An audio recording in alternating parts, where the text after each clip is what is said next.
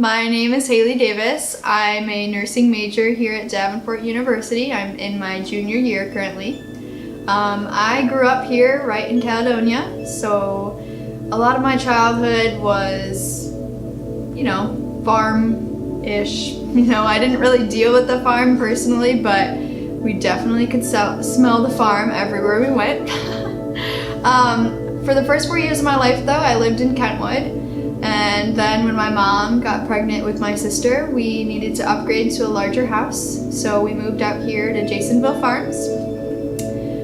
Growing up, I didn't quite appreciate my family the way I do now. I didn't necessarily spend as much time with them or really appreciate what I had. I tried to more find friends or hang out with the girls that I knew in the neighborhood. And as I grew older, I realized how precious your family truly is and how much that they can influence you or have an impact on your life or carry you through the times when you need them. So growing up, I went to Caledonia Elementary, and that was a good school for me. My mom had wanted me to go to a different school actually, with our next door neighbor who was one of my best friends growing up. And that school was Dutton. But unfortunately they had filled all of their seats for the kindergarten classes, and so I couldn't attend there. So they sent me to Caledonia Elementary instead. So kindergarten, I had a great time. I had fantastic friends, or so I thought. I didn't really know people that well, and I guess in kindergarten you don't truly know people. And then growing up, through elementary school, I made more friends, and I had some really, really good friends. One of my good friends from kindergarten through second grade ended up moving out to California, and she was a gymnast, and so she kind of helped me to get out of my comfort zone. And I remember had a birthday party for her at the gymnastics gym that she went to one time, and so that helped me to really get out of my comfort zone and to meet new people and try new things. And then growing up in elementary school, I had the same teacher for first and fifth grade, and so that made it a lot easier because I knew him already, and so I kind of knew the way he taught and what he looked for in students, and how they excelled. And then moving into middle school, it was a really easy transition. I actually had my next door neighbor for a teacher.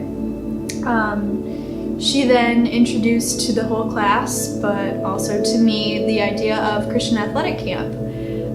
And she had told my parents going throughout elementary school, your daughter will be going to this camp, as she was a camp counselor. And so during this camp, it was just a great way to meet a ton of new people. There were a ton of people that came from DeWitt, Michigan, some that came from Jenison, some came from out of state, from states such as Florida or California, all the way to Michigan just for this camp. And so this camp was a week long, and each day we would do 3 different sports, and then at night we would do worship, and we would have small group, and then we would also have a speaker that would speak to us about the Bible or the Gospels in the Bible, and just helping us to understand what God had in store for us.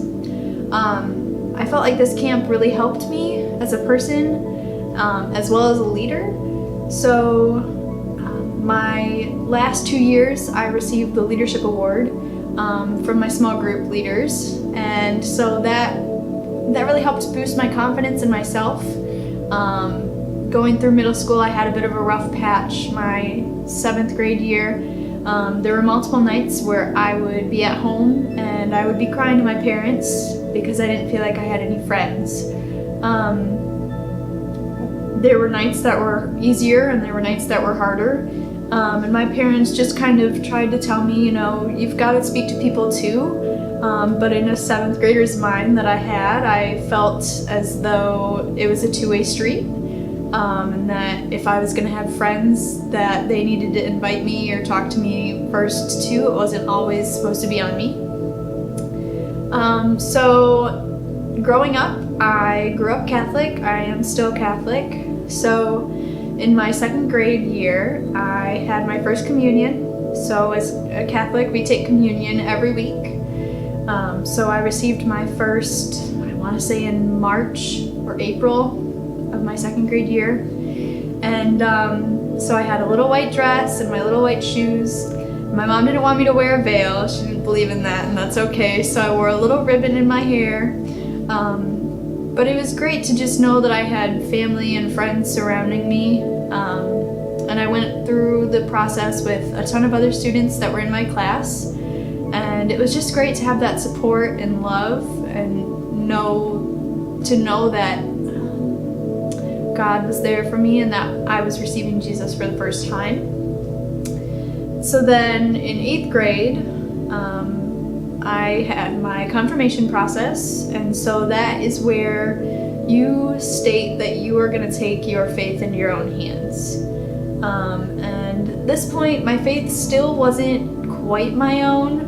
I still felt like it was more my parents kind of not forcing me to do things, but definitely not saying it's on you or anything like that yet. So when I went into the process, we had to go through and find our mentor, who I ended up choosing my grandma, just because she had meant so much to me, and she still means so much to me, but she was my mentor. And then we had to choose a saint for our process. So growing up, my grandma taught me piano lessons, and she then accepted the fact that I was quitting the piano lessons to move forward with my violin. So for my saint, I chose Saint Cecilia, who is the patron saint of music. And so during my confirmation, I was named Saint Cecilia through the process. So that doesn't mean that I am Saint Cecilia, but that's just the patron saint that we chose. So everyone had to choose a saint, and everyone had to go through the same process that I did. And then we were anointed with oil. And I just remember at the end, my mom thought I was really, really warm because the oil was still on my forehead. And she didn't think it was the oil, she thought it was sweat. So she accidentally rubbed it off, or started to anyway, before my grandma and I stopped her. And I just remember that night being really, really fun. We went back and we went to my house afterwards, and we just had a little celebration for me. And it was just nice to know that even though I hadn't necessarily accepted my faith quite as my own yet, I still had people that I knew I could lean on or go to if I had questions, and I could really trust them to help guide me. And I wasn't necessarily quite on my own yet, even though that's kind of what the process seems like. So then, 8th grade, I was a little more outgoing, so I had some more friends, which helped me to go into freshman year of high school. So my freshman year, I tried out for the volleyball team. We'd had practices and conditioning all throughout the summer, and then it had come around to the week we had off, and then tryouts were the next week.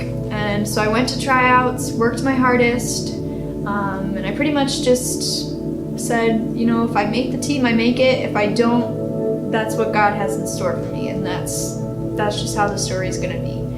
And so the last day of tryouts ended, and we all went home, and we had to get up at, I think, like 8 o'clock the next morning on a Saturday to go in by 9 to find out if we made the cut or not. So I went in, and my dad had taken me, and so I had fully expected to not make the team. I knew there were a lot stronger players than I on the team that could have made it, and there were some weaker than me, sure, but I just for sure didn't think I'd make it. So I walked into that room, into our smaller gym, and the coach had offered me a position on the team.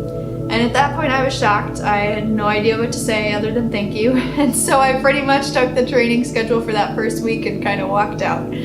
So then I got outside, and my dad was waiting outside the car for me, and I was literally like almost in tears because I was so excited to tell him that I'd made that team. So he took me home, and we told my mom, and she was just as shocked as I was. And it was just a good day. It helped to boost my confidence going into that freshman year that maybe I could make new friends or, make those new connections with people to really help boost my morale and myself. So then I played volleyball my first trimester, and then I'd also been playing softball since second grade. So I'd been pitching at this point for about 5 years, I think. So I was taking pitching lessons every Monday night, and I was taking batting lessons on Friday nights. And it was a lot of work. There were nights where I would try to tell my parents that I could not make it to those lessons because I just had too much homework. And it was unfortunately the reality for me. There were nights where I was literally just so stressed and so tired and didn't want to go to pitching lessons or batting lessons because it just was another thing on my to-do list. Most nights my freshman year I was up till midnight or 1 a.m. studying. And for a 9th grader, that's sort of uncommon. A lot of my friends would be like, oh, I was in bed by like 10 last night. And I was like, no, I was up till 1 last night studying. But I was also one of those students that felt that if I got a B or a C, the world was gonna fail. So I pushed myself to get all A's. I didn't necessarily manage to get all A's. There were some A minuses in there, which technically is an A, but I never got a B my freshman year of high school. And so I think I put a lot of stress on myself. And so leading into sophomore year, I kind of was burned out. And unfortunately, that's your 2nd year of high school. So at that point, being burned out didn't really help me going into that year. I tried out for the volleyball team again and unfortunately did not make it. They had a lot of strong freshman players that were coming in that they pulled up to the JV team. And at that point, I pretty much just knew that it was God's plan for me to not make it. As much as I didn't understand, I kind of accepted it for a little bit. There was a point where I was like a little upset, but I understood, and after a while I just kind of accepted it. So during the summer, before my sophomore year though as well, I'd become a lot more involved in my church. So we had a leadership team of about 15 of us that we'd all applied for the positions. And so our role was to help be leaders for the middle schoolers, so 6th through 8th graders in our youth group on Sunday nights. And so this leadership team got together in August, I think, for about Friday through Sunday morning. And what we did was we just planned out the 3 nights that we were going to lead fun activities for the middle schoolers. So we were in teams of 5, and we chose the verse that says, I am the way, the life, and the truth. And so that verse hadn't really been a big thing for me before, and it hadn't really affected me at that point in my life. So eventually, before Easter that year, my dad had my whole family sit down and watch the Passion of the Christ movie. And for those of you that don't know, it's a movie about Jesus' life, how he came to be on earth as well as leading up to his resurrection. And so in that movie, that verse was used, and I just remember bursting into tears because that verse had meant so much to me at that point. And so it hadn't even really gotten to the gory part yet where Jesus was being whipped and beaten. And I just remember my mom looking at me and saying, Hailie, it's okay. And I just looked at her and I was like, you don't understand though why I'm crying. Like, that verse means so much to me right now. And so finally I started to collect myself a little bit. And so I think she, after a while, kind of understood why that I was crying. And she said, it's okay. Like, that verse means a lot to you. And she kind of understood where I was mentally and with my relationship with God. So my sophomore year, I don't know why, but that year I'd taken my faith into my own hands. And I decided that it was up to me whether or not I was going to go to church and go to small group. And so if I didn't go, that was my choice, and I was going to have to deal with the consequences of that later. And And so over the summer when I'd gone to that retreat, it was also where I met my ex. And he was a really, really great guy. We just hung out a little bit during that retreat. And we were in orchestra together, so we would go to orchestra, we'd talk, we'd just hang out sometimes. And he'd always walk me back to my locker and we'd just talk. And it was kind of nice because before we decided to date, we really built that friendship. And that relationship was really crucial to our dating relationship at the same time, I feel like. It really helped us to kind of get to know each other first as an individual before we truly decided to date. So what had happened was he was coming to morning orchestra one morning, and I hadn't thought anything of it, but we walked back and he had asked me to Winterfest that day after we got to my locker, which the dance was technically supposed to be a Sadie Hawkins dance, but I hadn't asked him, he'd asked me. So when I got home, my dad was like, well, I hope you said no. And I was like, of course I didn't say no, like how rude of me to say that. And so we went to Winterfest, just kept hanging out afterwards. It was a lot of fun to just have that friendship still going.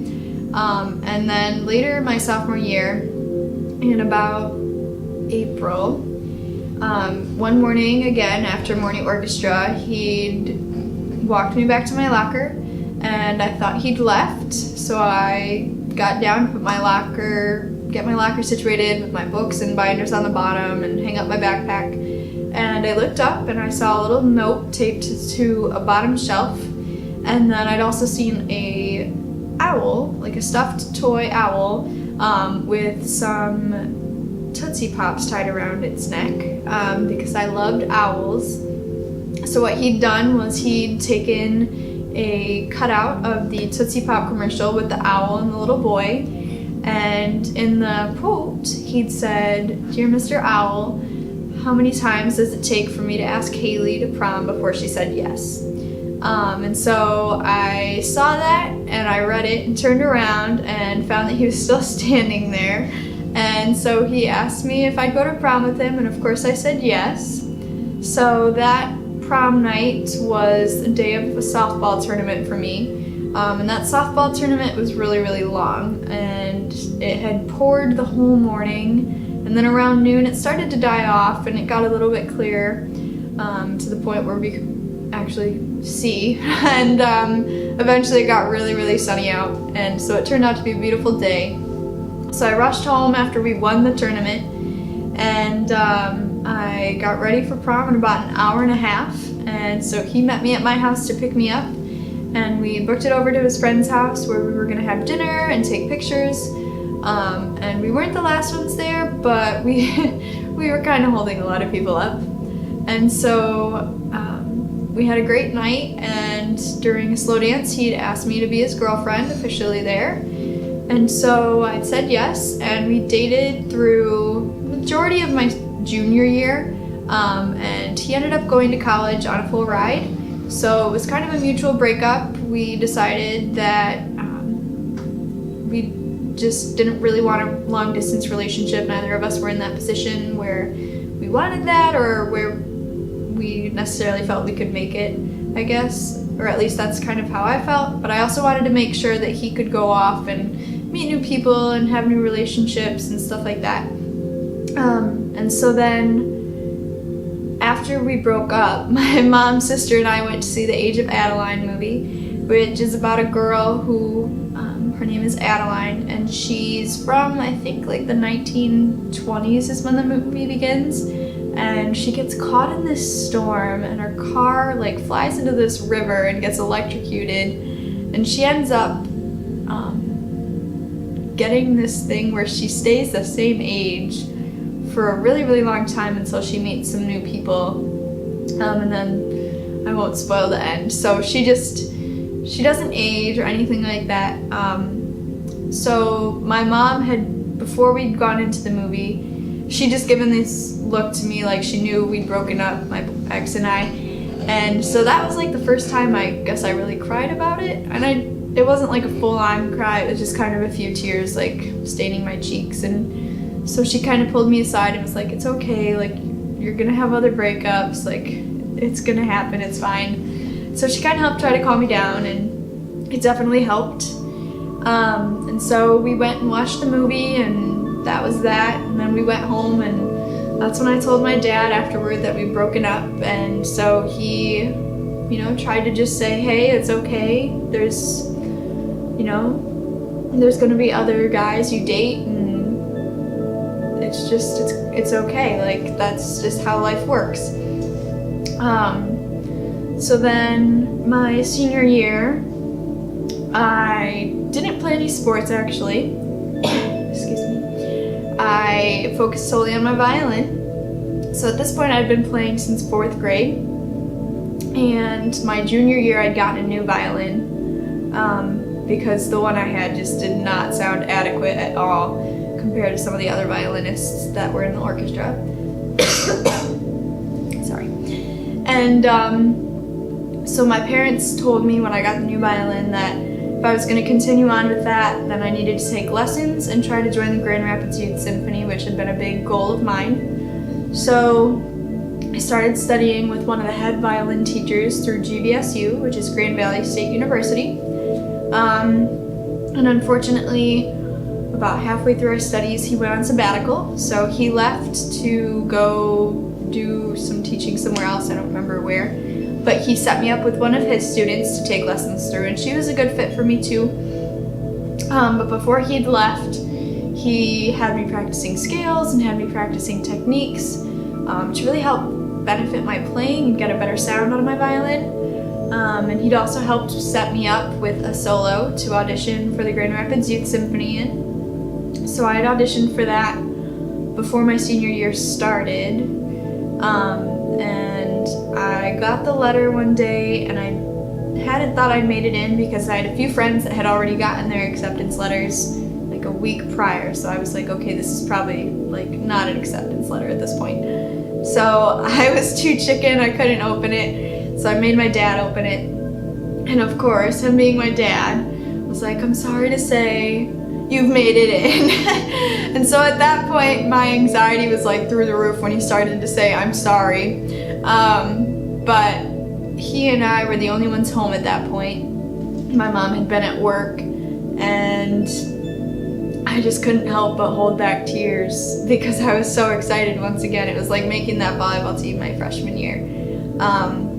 For those of you that don't know, the Grand Rapids Youth Symphony is some of the most elite players in Grand Rapids, and to be accepted in that is just such an honor. And I wouldn't call myself one of the best players in Grand Rapids. I know there are people that are better than me, and I fully accept that. There's always going to be someone that's better at me than something, and I'm going to be better at something else, I guess. That's just how life works. God gives us talents, and He just wants us to use them to help Him here on earth. So then I joined that, and I played with one of my best friends that I'd been seat buddies with in orchestra in high school. So we'd been stand partners since middle school, and he and I just had a great friendship, and we just really got each other to laugh at times where we were so frustrated with our orchestra teachers, or just really kind of helped each other learn the violin better and just really pushed each other to be our best. So he and I actually became stand mates in the Grand Rapids Youth Symphony for a few concerts, and that really helped me. It started off kind of in the back of the second violin section. So there's always a first violin and a second violin section. First is typically your best violinists, and second is still adequate violinists, but they just aren't quite ready for the first violin section yet. So I kind of started off, I think I was seated in like the 9th stand out of 12 or something like that. So I wasn't fantastic, but I knew I could work my way up if I worked hard enough. So throughout the year we would have blind auditions. We would go in and we would record a section of each piece that our conductor would have us practice. So I went in one day not thinking anything of it and did my audition, and then we went back the next week, and our positions for our stands were ready. And I'd been moved up to like the 5th stand, which for me that was amazing, because to jump up 4 stands was just like, holy cow, like I've done something, or I really helped myself somehow. And it was with my really good friend from high school that I'd been seated with. So we kind of helped each other with the music, and I don't want to say that we faked our way through the music a lot, but as a second violinist, we faked our way a lot. It was a lot of random scales and just a lot of random notes that you could not necessarily play 100% correctly. And so he kind of helped me my senior year to just keep opening up to new people and meeting new people, because he'd been in the youth symphony his junior year. So he kind of knew some of the people that were already in the youth symphony. He kind of helped introduce me to some of those people, and also helped me to like meet new people. And so then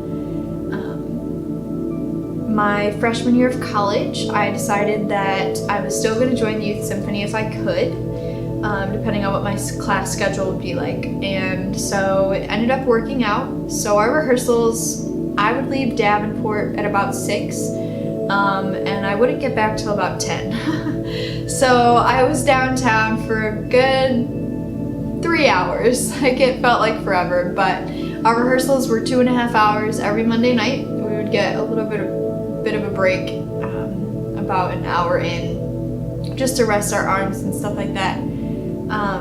But my freshman year, I still felt really, really connected to my faith in God and Jesus. I joined InterVarsity here on campus, and it was just a great community for me. It helped me have an outlet to worship and to learn more about God, but it also gave me a really great group of friends, and those friends I'm really still good friends with, even some that aren't necessarily here at Davenport anymore because they've graduated. But it just gave me that outlet to truly understand what God had in store for me, but also to know that I had people around me that would help me to understand His Word and to help me understand His path for me, as well as to help lead me to become a better Christian. And then I had one really good friend who graduated my freshman year, but she was also Catholic. And so she would go to church with me on Sunday mornings, and that really helped me, because had she not gone with me, I can't say that I would have gone by myself. There were some weekends where I went by myself, but going by myself just felt kind of awkward, sitting in a pew, not really necessarily knowing who was around me. And so thankfully she went with me, and she would drive some weeks, I would drive other weeks. But it was just a really good friendship, and I think our faith in God and our religion really helped us to connect well. We'd been in a pack together for Panther Prowl, so that's how we actually met, and she and I were like the only two at the end that had actually gone to pretty much every event that we could. And so our friendship really grew from that. She had been my rock in religion, and she had really helped me to understand the church better and how it worked. She had encouraged me to come play with her in her church with her choir, and so I played my violin and she played her piano, or her keyboard is what she uses, and her choir really accepted me with welcoming open arms, and that it just made me feel more of a part of the Mass, which didn't necessarily make the Mass go quicker, but it helped me to understand how the Mass worked, and helped me to really understand what I needed to gain from Mass, if that makes sense. So the first few years when she left, I would play with their church on Christmas Eve. So one of her choir members would contact me and just say, hey, these are the songs we're playing, we'd really like you to play with us. But to not have her there was really, really hard. It felt weird playing with another pianist and not her, just because I was used to her style and how she would cue me in, and so that was a little difficult. But I made it work, and I missed her every Christmas Eve that I'd play without her. And so she'd get back in April, and that would be like a great time for me because I'd get to go see her after not seeing her for about 6 months. So my freshman year at college, I decided to go see her during my spring break, and she was the first person to take me to Ash Wednesday Mass. And so during Lent, Ash Wednesday, we went, and I had the ashes made in the sign of a cross on my forehead, just like everyone else did. And that was really special for me because I don't believe I'd ever gone, or if I had, I was really young. And I'd always had friends in high school that would walk around school in the hallways that would come back from Ash Wednesday Mass before school had started, or they'd go and miss the beginning of school for a little bit, and they'd come back and they just had this sensation about them that was just, it bled happiness and joy and just true love. And that's something I always wanted in my life. So visiting her, my grandma in Florida, and going to that Mass with her just helped me to, one, get to see her and to know that she was still there for me and that she still loved me, but it also helped me to grow closer to Jesus and be a part of that Mass and really know that he loved me. So going there, I'm now a junior. I recommitted my life actually to Jesus my sophomore year at a retreat called Compelling, which is a retreat through InterVarsity. And sophomore year was kind of hard just because during the nursing school, you start your sophomore year here at Davenport with clinicals and nursing classes.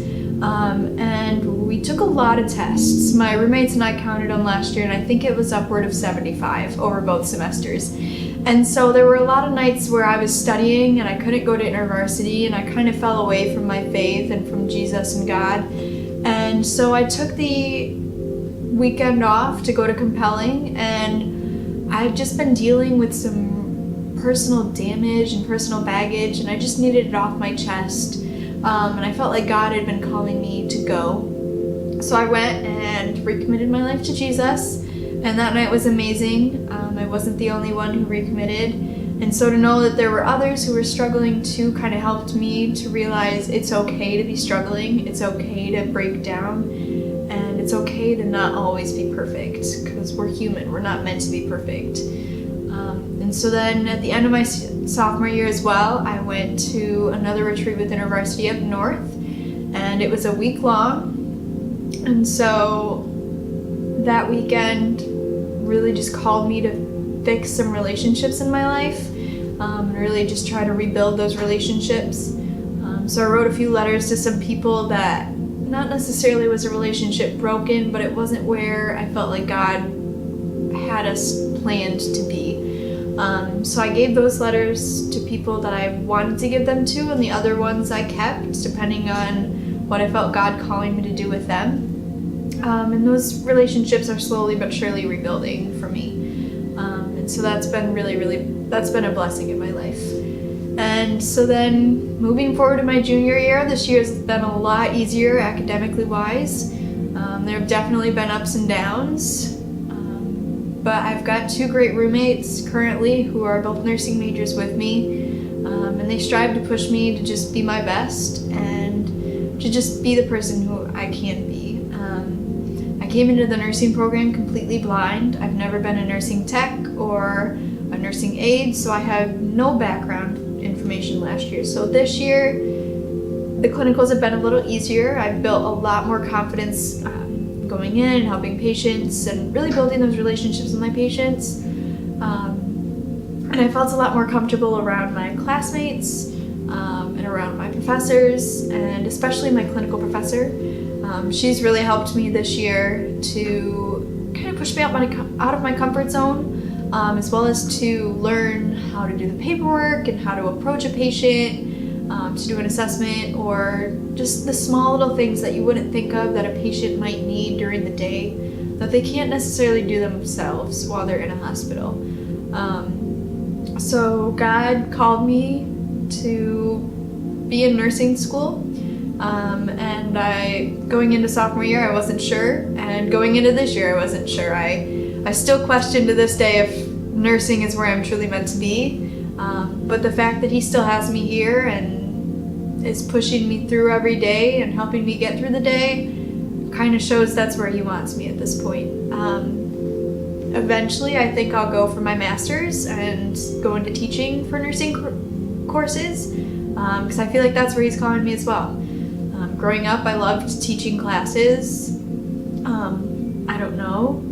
It was my favorite day when we would go take a chapter from the book in a group of our classmates and teach it to the class. That was always my favorite day. I love public speaking, and I just love the ability to teach people new things.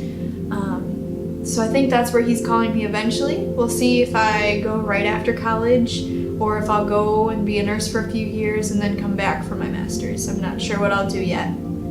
But as of right now, he has me still playing at my grandma's church. I got invited to play a wedding for 2 of the parishioners this coming August, and I'm super excited to play their wedding. They really just have shown me what a couple can be like in the Catholic Church and what that relationship should look like. And so they've really helped me there, and I don't even think they know it. And so I should probably tell them, but they've really helped me there, and they've both been really supportive of me playing my violin with my grandma's choir and just in general. So as a sophomore as well, I got asked to play with our InterVarsity's worship band a few times. So I played my violin there a few times, and that's been really, really nice. Just another outlet to play my violin since I'm no longer in the youth symphony. I don't have an orchestra to play with anymore. And so that's been kind of hard for me because I played since 4th grade. So I've played for going on to like 12 years now. And to just give that up isn't what God's calling me to do, I don't think. So I'm always looking for that outlet and always looking for that way to keep playing and share his gift that he's bestowed on me. And I'm always just looking for ways to show my faith to others. Some of the ways I do that are through Panther Prowl. I've been a pack leader my past 2 school years. Before school starts, I have led a group of freshman students and helped them acclimate to the culture of Davenport University. And I've helped them to understand what groups are on campus, or really helped them to just try to understand who they are, and to understand that they can come into college and pretty much no one knows them, so they can be a totally different person if that's what they choose. And so God has kind of helped me to gain more leadership positions in that way, to help the freshmen kind of learn what Davenport's about, as well as what campus can have for them. But he's also helped me with friendships.